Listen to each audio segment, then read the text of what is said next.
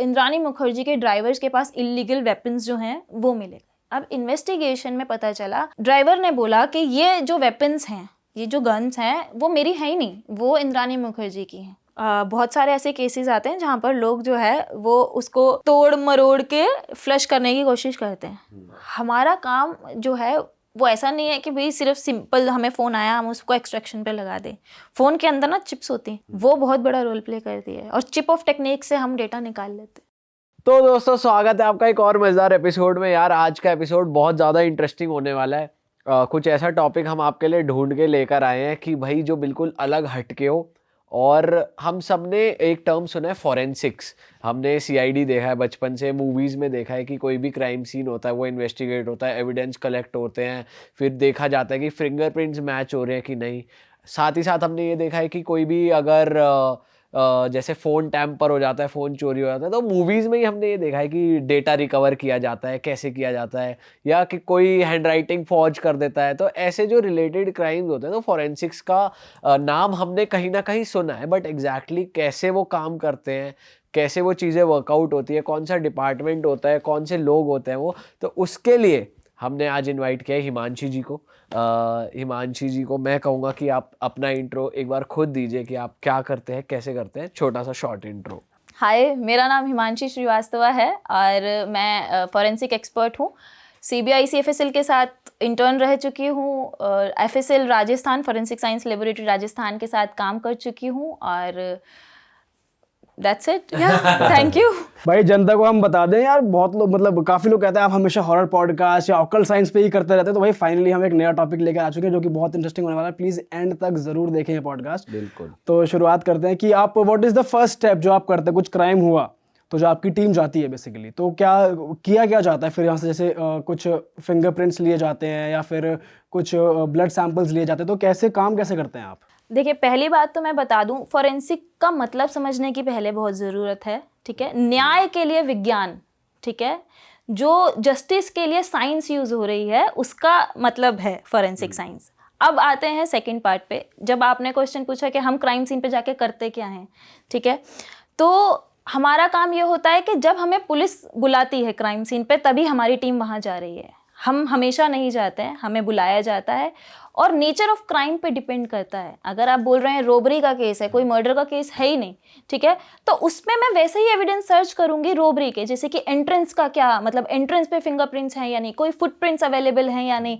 Robbery में जैसे कि आपके जो सेफ केसेस हैं उसमें कैसे उसको लॉक कैसे उसका खोला गया है, या वहाँ पर कुछ पोटेंशियल एविडेंसेस मुझे मिल सकते हैं। तो नेचर ऑफ क्राइम पे डिपेंड करता है कि मैं उसकी इन्वेस्टिगेशन कैसे कर रही हूँ। और अब जाते कैसे, कुछ किट वगैरह होती है जो बिल्कुल, पहन के जाते हैं, उसके लिए तो प्रिकॉशंस लेने ही पड़ते हैं। लाइक कभी भी क्राइम सीन पे एंट्री लेने से पहले बात तो रिस्ट्रिक्टेड रहता है वो एरिया, है ना।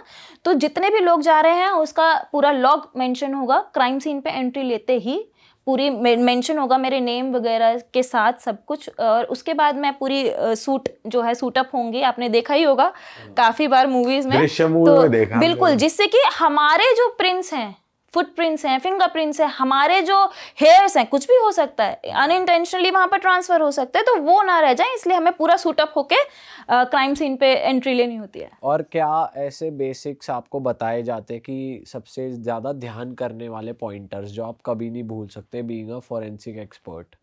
बिल्कुल, फर्स्ट टाइम तो हमें एंट्री लेते ही हमें टच ही नहीं करना है बेयर हैंड से कुछ भी।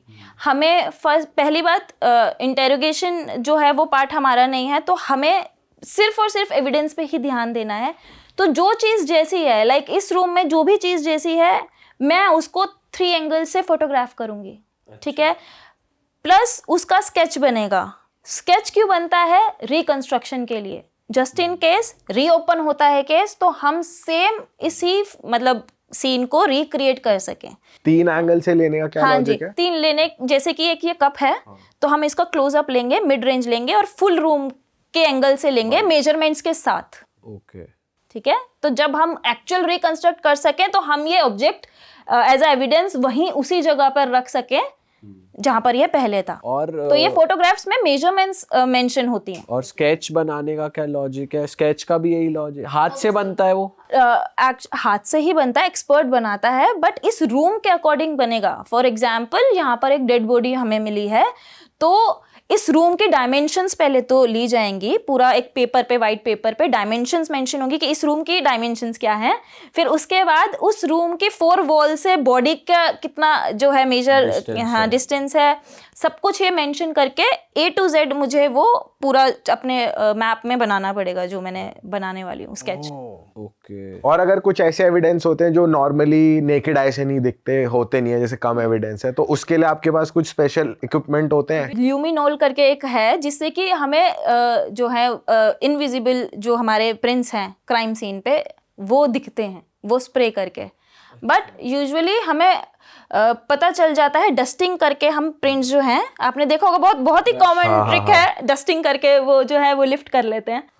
सो हमें पता होता है पोटेंशियल एविडेंस हमें कहाँ मिलेंगे, क्योंकि ऑब्वियसली अब तो इतना टाइम हो पर जाता है। डस्टिंग से वो उड़ नहीं जाएगा, हट नहीं जाएगा वहाँ नहीं से? नहीं, आप देखो कभी भी, जैसे कि फॉर एग्जांपल इस पे आपके प्रिंट्स होंगे, मैंने उसे डस्ट किया, मैंने उसको लिफ्ट भी तो किया ना, इतने हल्के हाथों से वो ब्रशिंग से मैं पाउडर उस पे स्प्रेड कर रही हूँ कि वो विजिबल हो रहे हैं, और उसको मैं टेपिंग की मेथड से उसको लिफ्ट भी कर रही हूँ जो भी है सरफेस। और जो ये पाउडर यूज हो रहे हैं वो डिफरेंट सरफेस पे डिफरेंट पाउडर्स यूज होते हैं, तो आई नो के तो स्पेशलाइज्ड पाउडर्स आते हैं इन सब बिल्कुल के लिए। बिल्कुल बिल्कुल। और मैम ये बताओ कि जैसे सपोज आप गए हो क्राइम सीन पे, आपने एविडेंस कलेक्ट करे, तो क्या आप ही जाकर उन्हें लैब में एग्जामिन करोगे या हर डिपार्टमेंट अलग होता है? बिल्कुल बिल्कुल, डिपार्टमेंट जो है, डिपार्टमेंट जो है वो हर डिवीजन जो है वो अलग है, ठीक है। क्राइम सीन पे जैसे कि मैं नहीं जाती हूँ, एक स्पेशलाइज्ड क्राइम सीन यूनिट होती है जो कि क्राइम सीन विजिट करती है, जिनको हर तरीके के क्राइम सीन्स का पता है। ऐसा नहीं है कि मर्डर है तो उसके लिए स्पेशलाइज्ड है, हर तरीके के क्राइम सीन की, मतलब जो हर तरीके का जो क्राइम है उसके लिए क्राइम सीन यूनिट होती है हर लैब में, ठीक है। तो वही विजिट करते हैं। तो वो लोग जो है वो पैकेजिंग इस तरीके से करते हैं एविडेंस की, क्योंकि कोई भी एक क्राइम सीन होता है उसमें तुम्हें बायोलॉजिकल एविडेंसेस मिलेंगे, डीएनए, ठीक है, हैंडराइटिंग के सुसाइड नोट मिल सकता है, तो हैंडराइटिंग का एक एविडेंस मिल सकता है।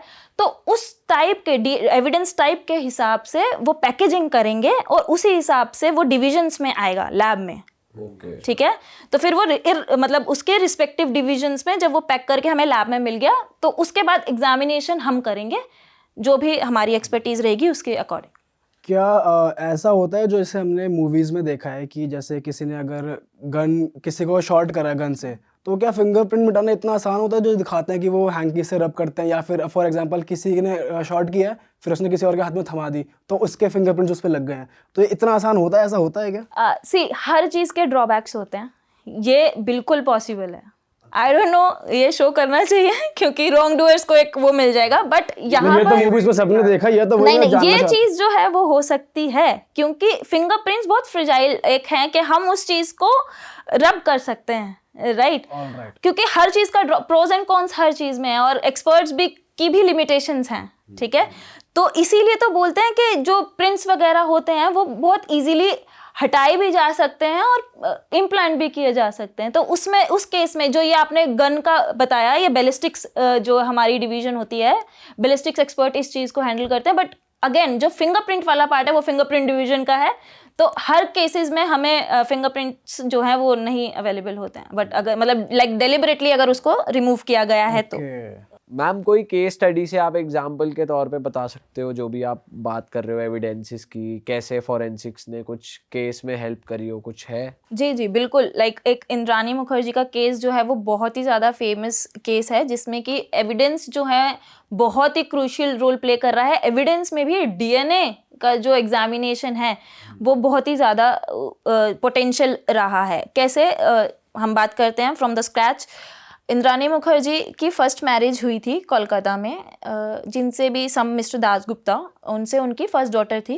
तो उनका सेपरेशन हुआ तो उन्होंने अपनी डॉटर जो है अपने पेरेंट्स के घर पर छोड़ दी और वो मुंबई आ गई। और उनकी सेकंड मैरिज हुई संजीव खन्ना से, उनसे उनको एक और डॉटर हुई। फिर उनसे भी सेपरेशन हो गया और थर्ड उन्होंने मैरिज की पीटर से। थर्ड हस्बैंड के जो ऑलरेडी 2 बच्चे थे, उनमें से उनका जो बेटा था, ओके उनका जो बेटा था उसमें शीना बोरा जो उनकी फर्स्ट हस्बैंड से डॉटर थी, उनका अफेयर हो जाता है। और ये कैसे होता है, शीना बोरा को आफ्टर ईयर्स रियलाइजेशन होता है कि मेरी मम्मा जो मुझसे दूर हैं, मुझे इनसे कांटेक्ट में ही रहना और इन्हीं के साथ रहना, क्योंकि अब इंद्राणी मुखर्जी जो हैं वो एक बिजनेस, बहुत ही फेमस रिच बिजनेस टाइकून बन चुकी हैं।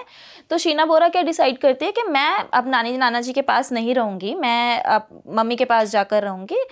तो अब इंद्राणी मुखर्जी को ये चीज़ एक्सेप्टेबल नहीं होती है, क्योंकि ऑब्वियसली शायद उसने ये चीज़ जो है वो अपने थर्ड हस्बैंड को नहीं बताई है कि मेरे ऑलरेडी जो हैं, मतलब फर्स्ट हस्बैंड से भी 2 बच्चे हैं, ठीक है।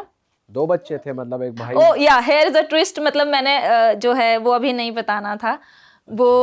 ओके, मैं लेटर डिस्कस करूंगी इस बारे में। ठीक है। तो यस, उनके 2 बच्चे थे। ठीक है। तो वो आती हैं मुंबई, और मुंबई में आकर बोलती हैं कि मम्मा अभी तो हम साथ रहेंगे, आप मुझे अपने साथ रखिए, और ऐसी ऐसी बात है। अब क्योंकि उनको अपनी फेम, क्योंकि she was a famous personality at that point of time, तो वो क्या करती हैं, अपना फेम मतलब बचाने के लिए उनके साथ शी अपनी खुद की ही डॉटर के साथ एक बॉन्ड साइन करती है कि हम किसी को नहीं बताएंगे कि हमारा रिलेशन एक मदर डॉटर का है, हम एज अ सिस्टर रिवील करेंगे अपने आप को इन इंडस्ट्री कि ये हम शीना दोनों बोरा सिस्टर है उसकी, इंद्राणी की। हाँ जी। तो एज अ सिस्टर जो है इंट्रोड्यूस करेंगे हम, जो अभी करंट फैमिली है या जितने भी रिलेटिव्स हैं उनको एज अ सिस्टर्स बताएंगे। आफ्टर सम ईयर्स जो पीटर है, जो उनके थर्ड हस्बैंड हैं, उनके जो बेटे होते हैं, शीना बोरा का जो इंद्राणी की डॉटर है उससे अफेयर हो जाता। मतलब पीटर के पहले से 2 बच्चे थे। हाँ जी, ओके। ठीक है, उससे अफेयर हो जाता। बट इससे सबको प्रॉब्लम होती है, ठीक है। पीटर को भी होती है, संजीव को भी होती है जो उनके सेकंड हस्बैंड थे, और इंद्राणी को भी होती है।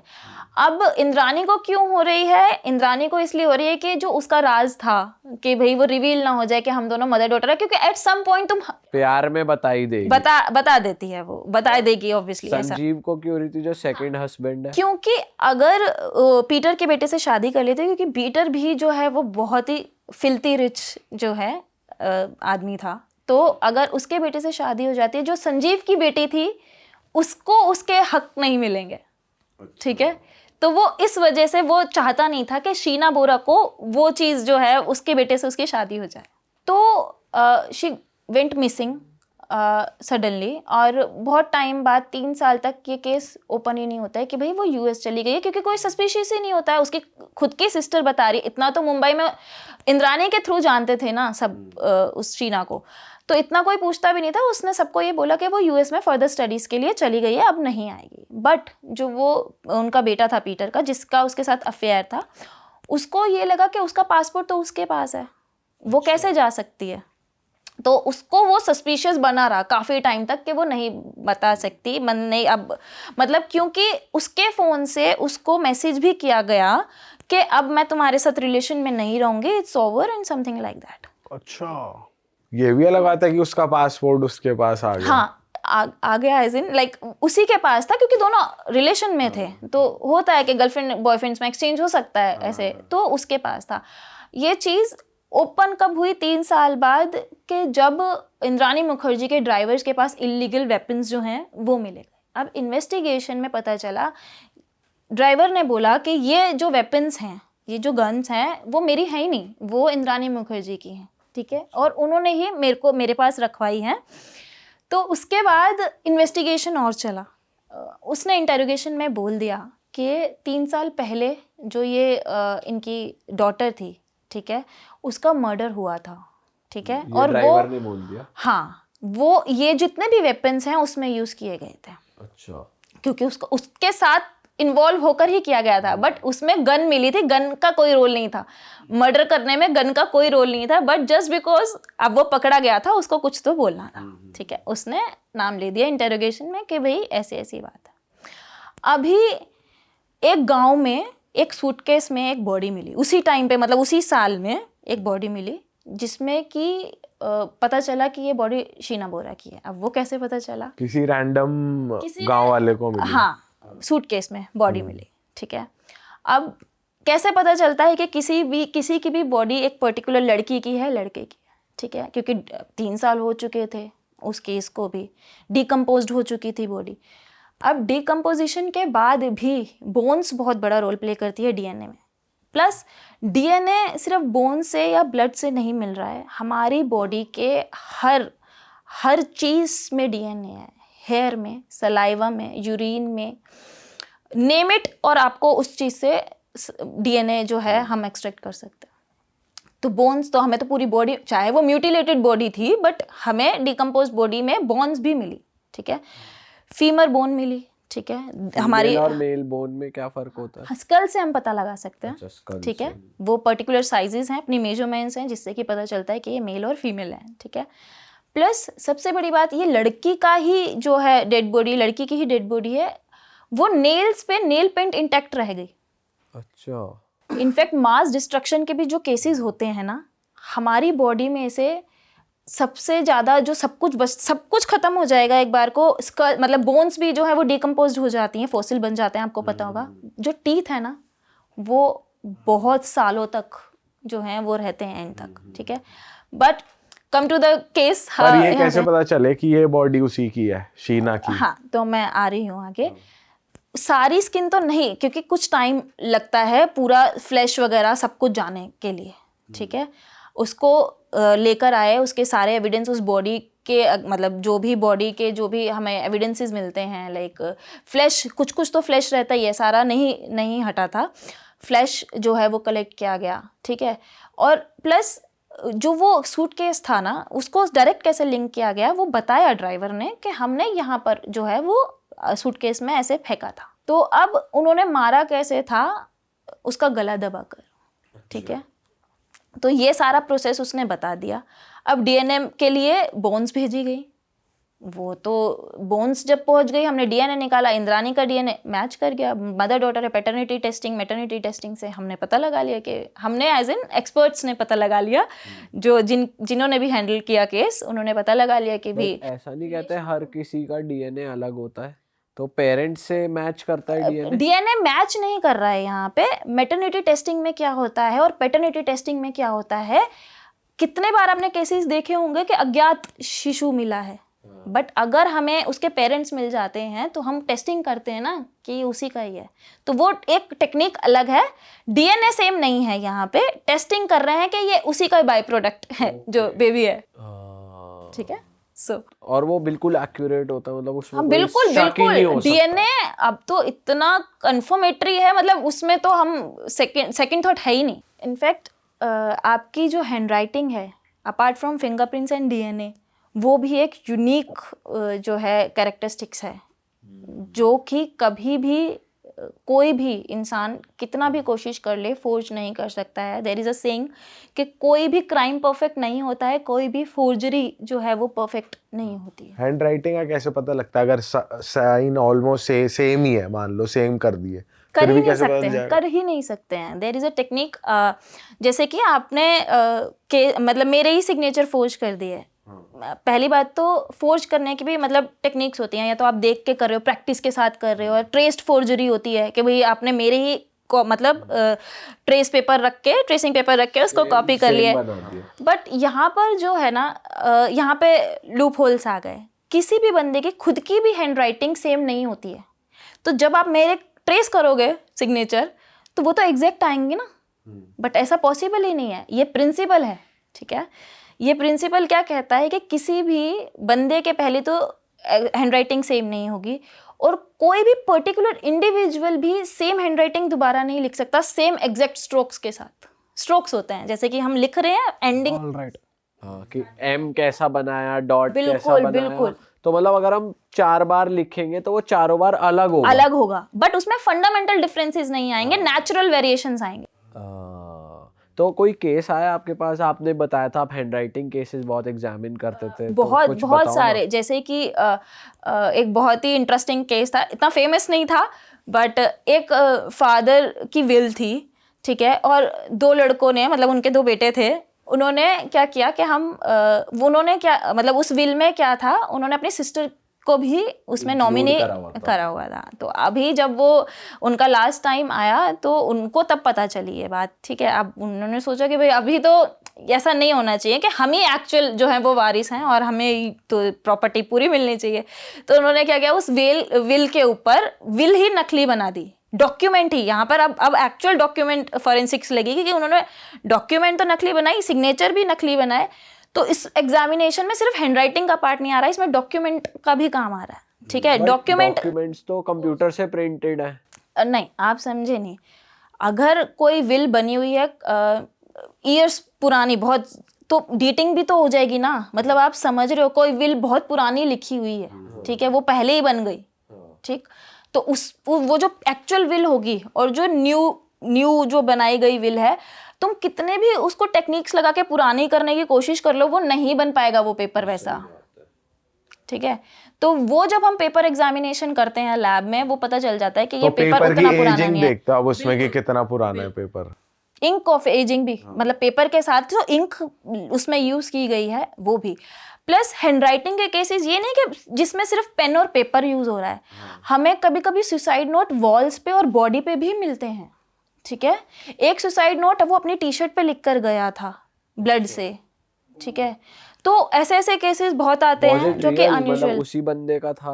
वो बहुत रेयर केस होता है कि नहीं भी जो है वो मर्डर हो, बट यूजुअली लोग करते हैं कि मतलब जरूरी नहीं पेन पेपर से लिख के जा रहे हैं तो सुसाइड बेसिकली नोट। कोई सुसाइड हुआ तो फॉरेंसिक्स टीम को बुलाया गया, तो और सुसाइड नोट मिला है, तो आपका काम वेरीफाई करने का है कि हाँ ये इसी बंदे का है। बिल्कुल। अगर बाय चांस आपकी स्टडी में आया ये इस बंदे का नहीं है, तो फिर केस फर्दर इन्वेस्टिगेट होगा, वो पुलिस का काम है। बिल्कुल बिल्कुल, investigation, interrogation, police personnels. And मैं ये समझना चाह रहा हूँ, जब आप हैंड राइटिंग एग्जामिन करते हो तो क्या ऐसे बेसिक्स है जो आपको पढ़ाए जाते हैं, अगर कुछ पॉइंटर्स आप बता सकते हो? जैसे कि मैंने अभी आपको बोला, प्रिंसिपल जो है वो सबसे ज़्यादा रोल प्ले करेंगे। फर्स्ट ऑफ ऑल मैं अभी थोड़ा सा पीछे जाऊंगी और ये चीज़ मैं बताना चाहती हूँ कि लॉ ऑफ प्रिंसिपल होता है, ठीक है, जिसके ऊपर मुझे ऐसे हैं तो प्रिंसिपल्स बहुत सारे फॉरेंसिक्स के, बट जो law of exchange of principle जो है वो क्या कर रहा है, वो सर एडमंड लोकार्ड ने दिया था।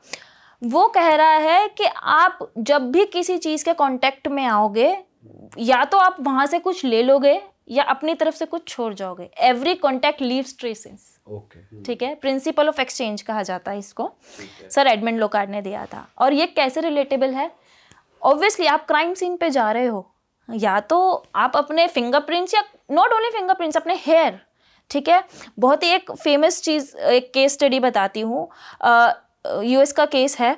वहाँ पर एक शू में पर्टिकुलर टाइप ऑफ एरिया की सॉइल लगकर वहाँ से आ गई, और पूरा केस ही उस बेसिस पे सॉल्व किया गया कि ये तो इस एरिया में सॉइल है ही नहीं कहीं पर भी।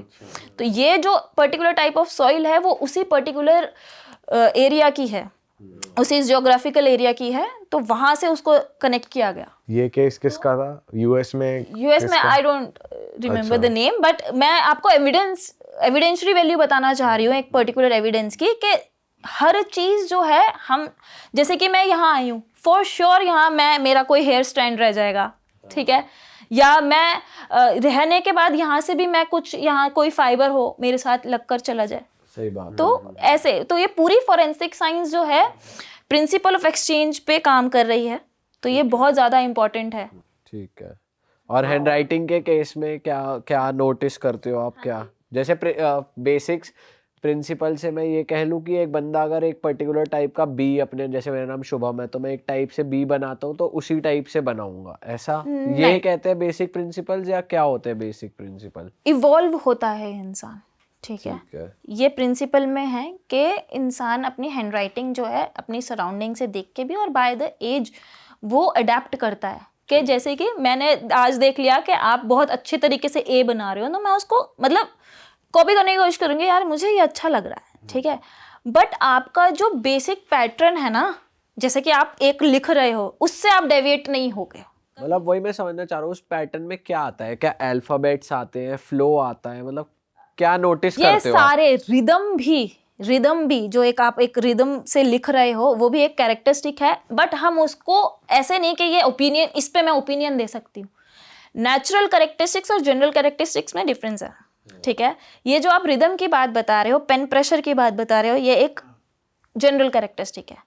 मैं जब इंडिविजुअल कैरेक्टरिस्टिक्स की बात कर रही हूँ, तो मुझे अपने ओपिनियन के लिए 10 से 12 पॉइंट्स देने हैं, Indian court of law accept करता है, जो कि ठीक है। क्या क्या मतलब वो तो मुझे डिसाइड करना है, बट मतलब एज इन जैसे कि आपकी हैंडराइटिंग में एग्जामिन कर रही हूँ, ठीक है, और आपने कोई, पहली बात तो हैंडराइटिंग कोई फोर्ज नहीं करता, सिग्नेचर ही फोर्ज होते हैं। हैंडराइटिंग कर नहीं पाएंगे, सिग्नेचर ही फोर्ज हो रहे हैं। नहीं, बट अगर कुछ केसेस होते हैं जैसे सुसाइड नोट है, तो अगर बंदे को मारा गया है, किसी और ने नोट लिख दिया, क्लियर कट केस होता है, वो तो हम देखते पहचान जाएंगे, उसमें तो इन्वेस्टिगेशन का कोई काम ही नहीं है। मतलब आप मैं वही समझ रहे हो? समझना चाह रहा हूँ, जैसे इसको ऑडियंस के लिए इजी करते हैं। मैं ये पूछना चाह रहा हूँ, सपोज मैंने एक लेटर लिखा अपनी हैंडराइटिंग में, ठीक है, दीपक ने सेम देख के सेम कोशिश कर दी, मतलब अपनी तरफ से।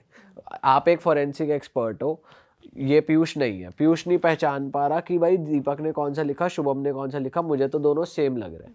आपके पास वो पेपर आया, आप ऐसा क्या देखोगे कि आप पता लगा पाओगे ये शुभम का है, ये दीपक का है? मैं तो, हमारे पास जो सुसाइड नोट आया, जिसका सुसाइड नोट नहीं है वो, कोई भी लेटर है। गांधी का सुसाइड नोट आया आपके पास, शुभम का, सुसाइड नोट ही मान लो, चलो उसे। अब आप क्या देखोगे? आपको मेरा वाला पहचानना है, मुझे पॉइंटर्स दो। जी, मुझे पहचानने के लिए तो पहले आपकी एडमिटेड राइटिंग, मतलब पहले की राइटिंग, ठीक है, हाँ, जो कि पहले की हैं, जो कि आपने अनइंटेंशनली अपनी कोई बुक में, अपने आपके कोई पुराने रिकॉर्ड्स, कहीं से पुलिस स्टेशन में आपने कोई एप्लीकेशन दी हो, स्कूल में दी हो, वो एडमिटेड, हाँ राइट, बैंक भी, ठीक है, उसमें वो एडमिटेड कहलाएंगे। स्पेसिमेन जो आपसे करंट, अगर कोई भी जो भी विक्टिम है, अभी है, प्रेजेंट है, सुसाइड नोट के केसेस में नहीं होता है, अभी अगर कोई भी विक्टिम है, प्रेजेंट है, तो उससे स्पेसिमेंस भी लिए जाते हैं। स्पेसिमेन क्या होता है? जो कि पुलिस अपने प्रेजेंस में आपसे करवाती है, मतलब बिठा के आपसे हाँ, लिखवाएगी, अभी लिखो, ठीक है। कुछ केसेस में दिखाते हैं सिग्नेचर, कुछ केसेस में जैसे कि कुछ लंबी लाइंस हैं, स्टेटमेंट्स हैं, उनको बोलते हैं तुम अपने हैंडराइटिंग में लिख के दो ये हमें, ठीक है। हम, जैसे कि आपने बोला कि कोई भी इंसान किसी की राइटिंग लिख रहा है, लंबे नोट में लिख रहा है, पहली बात तो कोई भी एक स्टेटमेंट कॉपी कर सकता है, 10 लाइनें अगर कोई लिख रहा है तो वो उसकी अपनी हैंडराइटिंग आ गई, वो आप कॉपी नहीं कर ही नहीं सकते। मतलब अल्फाबेट का गैप हो गया, वर्ड्स का गैप हो गया, वो डिफर आ ही जाएगा, उसमें साफ साफ पता चल जाएगा। सिग्नेचर कॉपी कर सकते हो, वो भी प्रैक्टिस के बाद, ठीक है। आप बहुत रिगरस प्रैक्टिस कर रहे हो, उसमें भी आप क्या करोगे, कॉपी करने की कोशिश करोगे कि ऐसा जैसा बन रहा है ना वैसे ही बने, ठीक है। तो हम क्या चेक कर रहे हैं इसमें, आपका स्टार्टिंग, आप कुछ भी कर लो, आप जब भी किसी के कॉपी करने की कोशिश करोगे ना, आप उसको परफेक्ट बनाने की कोशिश करोगे, ठीक है। हम जब एक्चुअल अपने सिग्नेचर कर रहे हैं ना, हम ये नहीं सोच रहे कि वो परफेक्ट बन रहे हैं या नहीं, वो हम फ्लो में कर रहे हैं।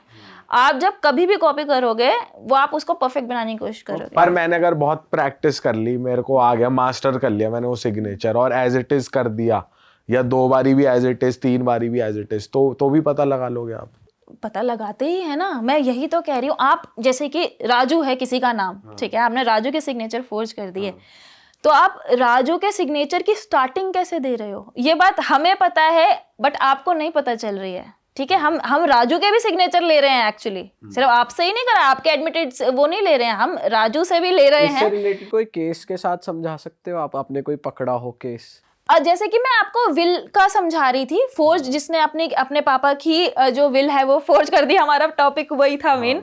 तो हमने डॉक्यूमेंट तो उसमें पता लगाया ही, उसमें जो दोनों बेटों में से एक बेटे ने जो है वो सिग्नेचर किए हुए थे, उसके पापा के नहीं थे। प्लस हैंडराइटिंग को जो अफेक्ट करता है, वो ओल्ड एज भी बहुत ज्यादा अफेक्ट करती है, तो वो जो ऑलरेडी सिग्नेचर थे ना, वो ऑलरेडी शेकी थे, ठीक है।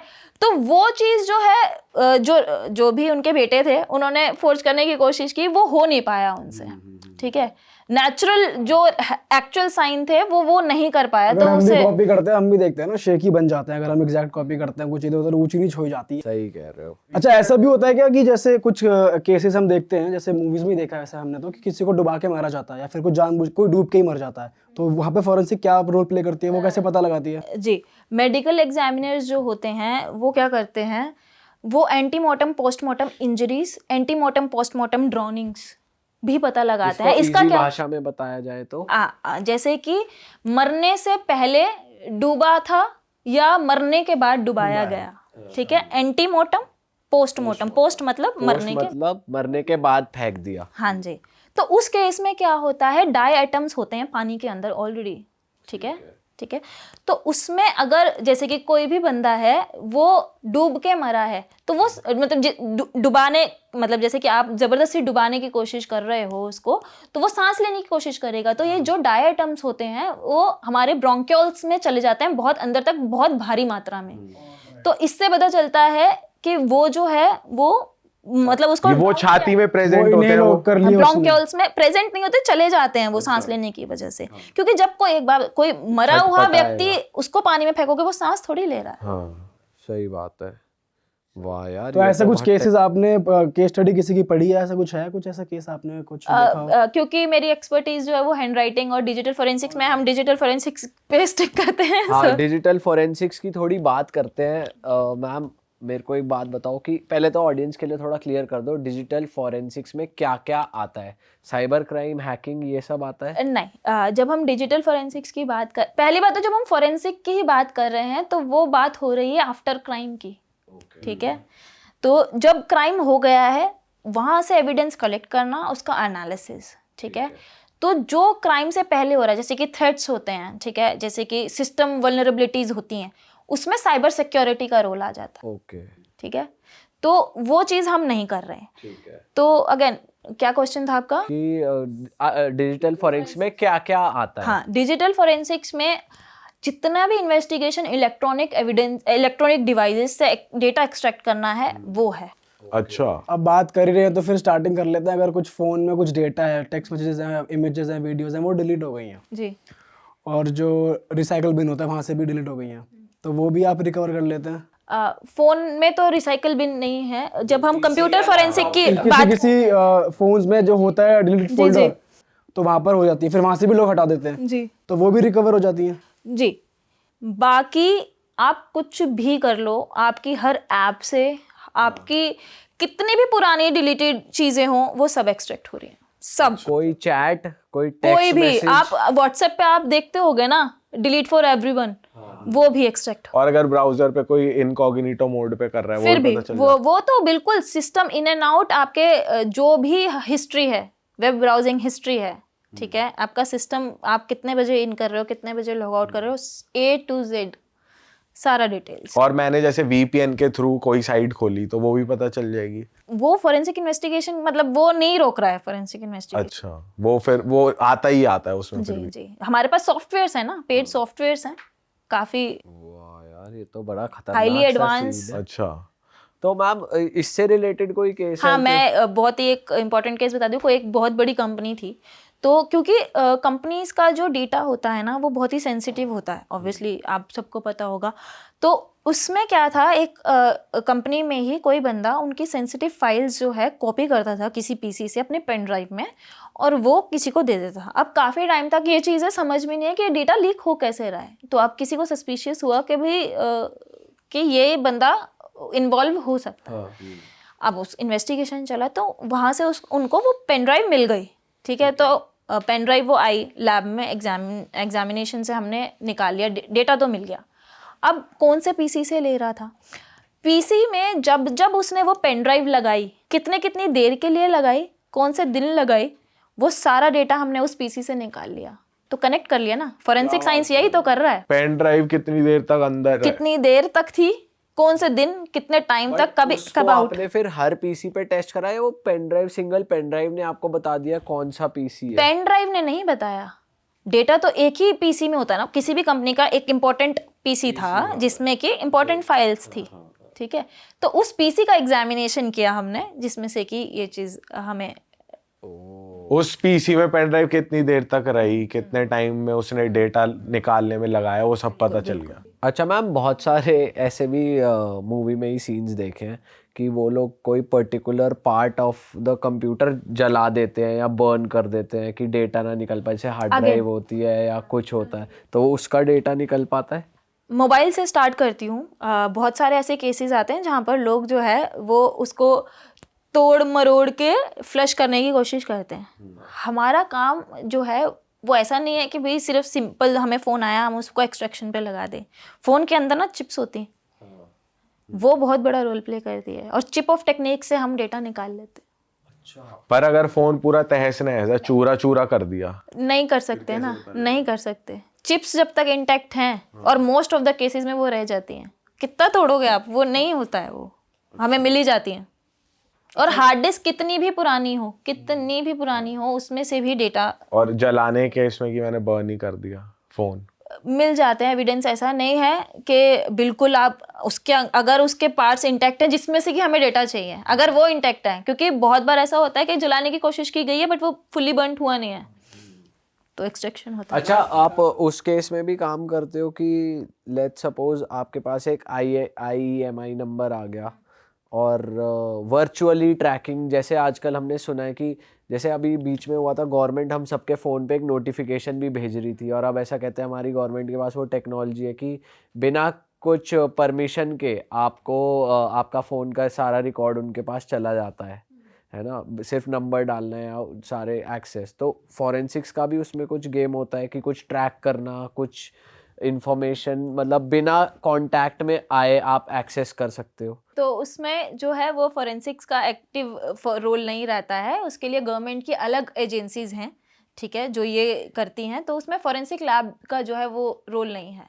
अच्छा, अगर कोई क्राइम ही साइबर क्राइम हो, मतलब आप अब जैसे आपने कहा था फॉरेंसिक्स तो आफ्टर क्राइम रोल में आती है, तो जो आजकल स्कैम्स चल रहे हैं, AI वाला स्कैम या कुछ मतलब अलग तरीके के आवाज़ बदल बदल के लोगों को कॉल जा रहे हैं, वैसा कोई क्राइम हो जाए, उस केस में फॉरेंसिक्स काम में आता है? इनफैक्ट इसमें ना मैं एक और चीज़ ऐड करता हूँ, ये भी आप बताओ, जैसे कुछ AI डीप फेक वीडियोस बन जाती हैं किसी की। अब किसी की कोई कॉन्फिडेंशियल वीडियो है, कोई प्राइवेट वीडियो, लेकिन फेस किसी और का है, तो वो जो एक्चुअल फेस वाला बंदा या बंदी है उसकी बेचारे की ज़िंदगी खराब हो जाती है।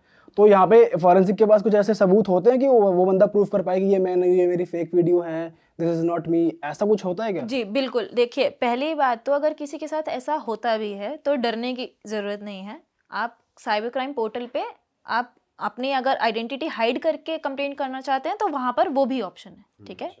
प्लस 1903 क्राइम के लिए पोर्टल है, साइबर क्राइम पोर्टल के लिए कॉल आप करें वहाँ पर और आप उनको एक्सप्लेन करें, ठीक है, कि ऐसा ऐसा हुआ है। अगर आप गर्ल हैं तो आप उनको ये समझाइए कि मेरे को अपनी आइडेंटिटी जो है रिवील नहीं करनी है, ठीक है, ऐसा है। प्लस जब हम ऐसे ऐसे डीप फेक वीडियोज़ की बात कर रहे हैं, ये एक इंस्टेंटली तो कभी कोई भी इन्वेस्टिगेशन होगा ही नहीं। आप पहले क्राइम को रजिस्टर करवाएंगे कि हमारे साथ ऐसा हुआ है, तो ऑब्वियसली लाइक आपने रजिस्टर करवाया, फिर वो लैब में जाएगा। इसके लिए भी बहुत सारे सॉफ्टवेयर जो हैं वो फ्रीली अवेलेबल भी हैं कि आप एक्चुअली देख सको कि आपकी कहीं फ़ोटो मिसयूज़ तो नहीं हो रही है, ठीक है। TinEye करके है, एक बार आप सर्च करिएगा, उस पर आप देख सकते हैं, ठीक है, कि आपकी कहीं जो है फ़ोटोज़ वीडियोज़ कहीं जो है वो ऐसे कहीं मिसयूज़ तो नहीं हो रही। और कोई सॉफ्टवेयर का नाम अगर आप बता सको? हैं, आई जस्ट रिकॉल, बहुत सारे हैं एक्चुअली, क्योंकि मेरा डिस्कशन में था नहीं तो इसीलिए। तो ऐसी ऐसी बात है, जस्ट इन केस आप ऐसे वाले केसेस में इन्वॉल्व हो जाते हैं अनइंटेंशनली, घर पे बताइए, क्योंकि फॉरेंसिक इन्वेस्टिगेशन बहुत बाद में रोल प्ले कर रहा है। आपका रजिस्टर्ड होगा केस, उसमें भी पुलिस को अगर लगेगा, क्योंकि आपने देखा होगा कि आपके साथ फाइनेंशियल फ्रॉड होते हैं। फाइनेंशियल फ्रॉड में भी वो लोग क्या करते हैं, मैंने तो इंटर्नशिप की है जयपुर के साइबर थाने में, उसमें क्या होता था, अगर तुम्हारा केस 1 लाख 3 लाख जितना है तब तो ठीक है, बाकी अगर 5-10 हज़ार का केस तुम लेके आ रहे हो ना, पुलिस इन्वेस्टिगेशन करे भी तो किस लिमिट तक, क्योंकि कोई हमें डेड एंड्स मिल रहे हैं ना, ठीक है, तुमने खुद से पे कर दिया किसी को 5-10 हज़ार रुपए, ठीक है, तो वो इन्वेस्टिगेशन इवेंचुअली आपने पिन डाल दिया, तो फिर उसका कोई केस है आपके पास ऐसा?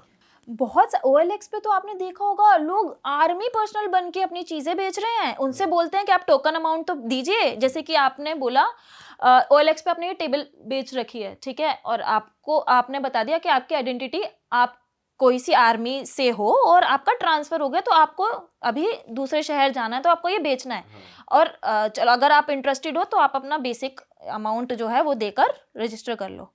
बट ऐसा कुछ होता ही नहीं है, वो देते हैं, मतलब बेसिक अगर 5000 की टेबल है 2000 रुपीज़ दिए और कांटेक्ट करने की कोशिश की कि भी आप मुझे दे, ऐसा कोई बंदा है ही नहीं।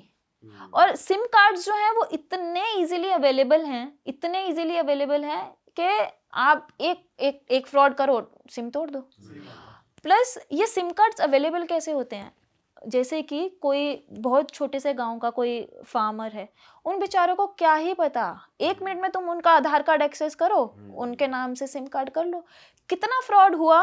एक जयपुर के पास का ही कोई गांव था, बहुत कुछ ऐसे हर महीने ना 50-50 1-1 लाख खूब ज़्यादा अमाउंट में ट्रांसफ़र हो रहे थे, ठीक है। अब इन्फोर्समेंट एजेंसीज को पता चला कि भाई इतना फ्रिक्वेंट कहाँ से जो है वो मनी ट्रांसफ़र हो रहा है इधर से उधर। उन्होंने इन्वेस्टिगेट किया, वो फार्मर का था बैंक अकाउंट। फार्मर ने बोला कि मुझे तो पता ही नहीं है इस बारे में कि ये मेरे बैंक अकाउंट से ट्रांसफ़र किया, हमसे तो बाऊजी ने लिया था हमारा आधार कार्ड, तो उन वही बोलते हैं, और बट हमारे लिए वो छोड़ देते हैं, हम उनके यहाँ काम करते हैं ना, तो वो 10-12 हज़ार हमारे लिए छोड़ देते हैं, बाकी हम तो यूज़ नहीं करते और हमें पता भी नहीं। राइट, ये चल रहा है एक्चुअली। हमारे यहाँ साइबर सिक्योरिटी एक्सपर्ट भी आए थे जो केस इन्वेस्टिगेट करते हैं, तो उन्होंने बताया था कि ये छोटे गाँव के लोगों के बैंक अकाउंट्स ले लेते हैं।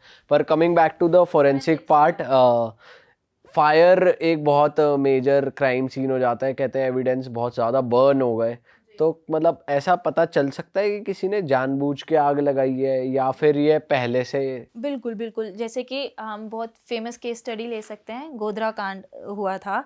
तो उसमें क्या था, पहले ये बोला जा रहा था कि वो एक्सीडेंटल फायर है, ठीक है, बट जब इन्वेस्टिगेशन किया गया तो उसमें क्लियरली पता चला कि पॉइंट ऑफ इनिशिएशन जो है वो केरोसिन, मतलब ऐसी चीज़ों का यूज़ करके वो फायर जो है वो जनरेट की गई है और आग लगाई गई है, जिसमें कि ट्रेसेस मिले हैं केरोसिन के और अदर इन्फ्लेमेबल जो है एविडेंसेस जो। तो मतलब बेसिकली हमें, अगर जैसे केरोसिन भी है या वो आग के बाद सब खत्म नहीं हो जाता, वो क्राइम सीन पूरा ऐसा नहीं हो जाता कि कुछ है ही नहीं वहाँ पे? नहीं, आप समझ नहीं रहे। जैसे कि अगर आग एक्सीडेंटल होती है तो एक्सीडेंटल चीज़ों में वहाँ पर केरोसिन आने का कोई पॉइंट ही नहीं था ना। वहाँ पर ऐसी सब्सटेंस मिलने का कोई ऐसा नहीं है कि आग जिससे लग रही है, एक्सीडेंटल फायर का कोई तो पॉइंट ऑफ इनिशिएशन होता है, राइट। वहां पर नहीं था, जो बताया जा रहा था वहां से ओरिजिनेट ही नहीं हुई थी फायर। जैसे शॉर्ट सर्किट बता देते हैं बिल्कुल, लोग और बिल्कुल। वो सब, तो वो एक्चुअली हुआ नहीं हुआ था। तो वो clear cut open and shut case था कि वो जब भी इन्वेस्टिगेशन हुआ उसमें क्लियरली पता चला कि वो जो है वो एक्सीडेंटल फायर नहीं था। एक दिल्ली का भी बहुत फेमस केस था, बुराड़ी केस, उसका थोड़ा बताओ कि उसकी रिसर्च में क्या कैसे निकला, कैसे पता चला कि सुसाइड ही थी या क्या करवाया था, बेसिकली बताओ। हाँ जी, तो जो उसमें मेन जो मेंबर थे जिनका ये पूरा प्लान था कि हम ऐसे करेंगे तो हमें मुक्ति मिलेगी, तो इसमें बॉडीज़ तो ऑब्वियसली मिली ही कि भाई मैंने अभी बताया कि हैंगिंग में भी हम पता लगाते हैं कि एंटीमोर्टम हैंगिंग है या पोस्टमॉर्टम हैंगिंग है। तो उस केस में हमें नोट्स भी मिले, हैंड रिटन नोट्स, जिसमें कि वो केस अगर आपको पता हो, मैं थोड़ा सा इलेबोरेट कर देती हूँ। उसमें वो अपने पापा से कांटेक्ट करने की कोशिश करता था, है ना, कि भी अगर हम ऐसे ऐसे करेंगे तो वो वापस आ सकते हैं, राइट। तो वो उसने पूरी टेक्निक लिखी हुई थी कि ऐसे ऐसे करेंगे, ऐसे ऐसे करेंगे। तो वो उसी की खुद की ही हैंड राइटिंग थी। तो वो कंफर्म करने के लिए भी होता है कि भाई उसमें कोई इन्वॉल्व नहीं था, वो भी मैच हो गया। प्लस जब वो लटके, ठीक है, तो ये कंफर्म कैसे हुआ कि वही थे।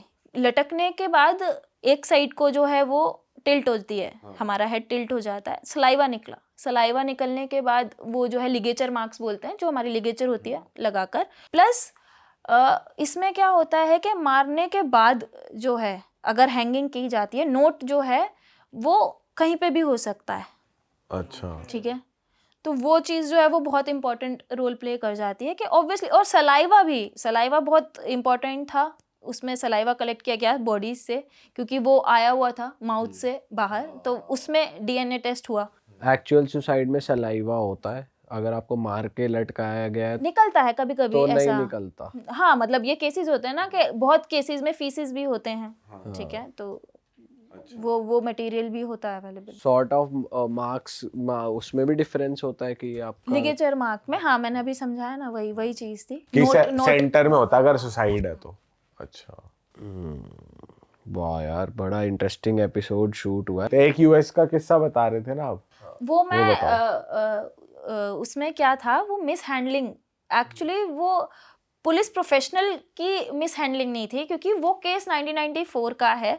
तो ऑब्वियसली वो जो फोरेंसिक टेक्निक्स हैं अभी भी हमसे, कभी एक होता है ना कि हमें तो एविडेंस सामने दिख रहे हैं, तो वो अनइंटेंशनली हम क्या करेंगे, हम उसको उठा लेंगे।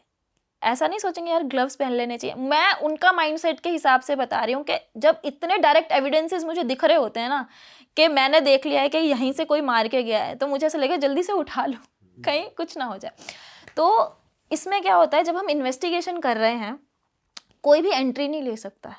अगर एंट्री ली तो टेम्परिंग के चांसेस होते हैं एविडेंस के, ठीक है।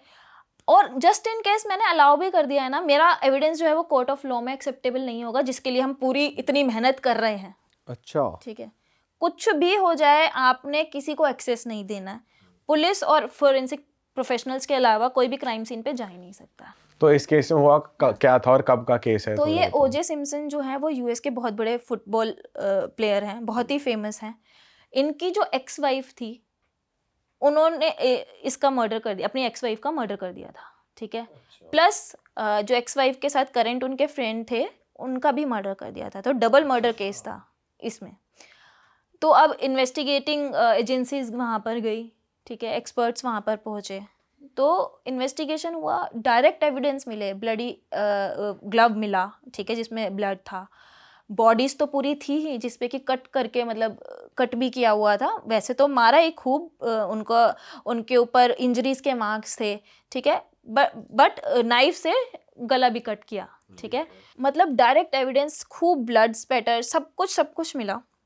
जब इन्वेस्टिगेशन हुआ, डिफेंस लॉयर जो कि ओजे सिम्पसन की तरफ से हायर किया गया था, उन्होंने, क्योंकि पिक्चर्स भी होती हैं, जब एविडेंस उठा रहे होते हैं ना हम, तो हमारी भी पिक्चर्स होती हैं मतलब क्राइम सीन से, उसमें उन्होंने लूप होल ढूंढ लिया। जैसे कि कोई ब्लड उठा रहा है तो इन्होंने ग्लव्स नहीं पहने, ऐसा कैसे कर सकते हैं, ठीक है, मिस हैंडलिंग दिखा दी गई। ऐसे बहुत अच्छे एविडेंसेस थे, जैसे कि मैंने एक ब्लड पूल जो है वो कलेक्ट करके लैब भेजा गया, उसमें दिख रहा है ओजे सिम्पसन का ब्लड जो है प्रेजेंट है, बट क्योंकि वो इतने कम अमाउंट में प्रेजेंट था, ये दिखा दिया कि वो फ्रेम किया गया है। डायरेक्ट एविडेंस जो है वो वहाँ से नहीं किया गया। अब जो था, ये जो एविडेंसेस थे, जितने इंपॉर्टेंट एविडेंसेस थे, उनका रोल ये था कि डायरेक्ट तो थे, बट किसी ना किसी हर चीज़ में कोई भी, जैसे कि ब्लड का मैंने आपको बताया, उसमें मिक्सिंग बता दी, दोनों विक्टिम के साथ में था, तो उसको हम प्रूव नहीं कर पा रहे। ग्लव का क्या रोल था, ग्लव जब पहनाया गया ओजे सिम्पसन को, तो ये बोल दिया कि वो तो उसको फिट ही नहीं हो रहा है, तो ये कैसे उसका ग्लव हो सकता है, ठीक है। बट अर्थराइटिस की प्रॉब्लम थी ओजे सिम्पसन को, क्या पता, क्योंकि अर्थराइटिस में जो है बॉडी पार्ट स्वेल हो जाता है, तो इसीलिए उसको कुछ इंचेस जो है वो छोटा पड़ रहा था, बट उसको कंसिडर नहीं किया गया।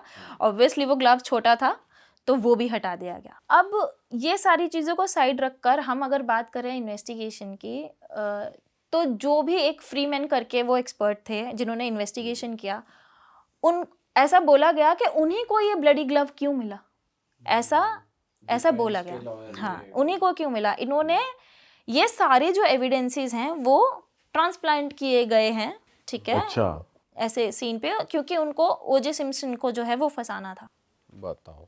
ठीक है। और वो अभी बच गया था या फिर सजा हुई थी? बच गया। 1994 का ये केस है, 1995 में ट्रायल हुआ, और इसको अभी तक का मोस्टली वॉच्ड, क्योंकि पहले जो है ट्रायल्स होते थे कोर्ट में, तो वो लाइव दिखाए जाते थे, ठीक है, तो mostly watched trial of the century बोला जाता है ओजे सिम्पसन के केस को। अच्छा, अभी भी देख सकते हैं लोग यूट्यूब बिल्कुल पे? बिल्कुल बिल्कुल। वाह यार, तो भाई देख लेना यार, आपको भी मज़ा आ जाएगा, जैसे कि इस एपिसोड में आपको मज़ा आया होगा यार। मज़ा आ गया बात करके, इतनी इंटरेस्टिंग चीज़ें आज हमने लोगों के लिए जानी।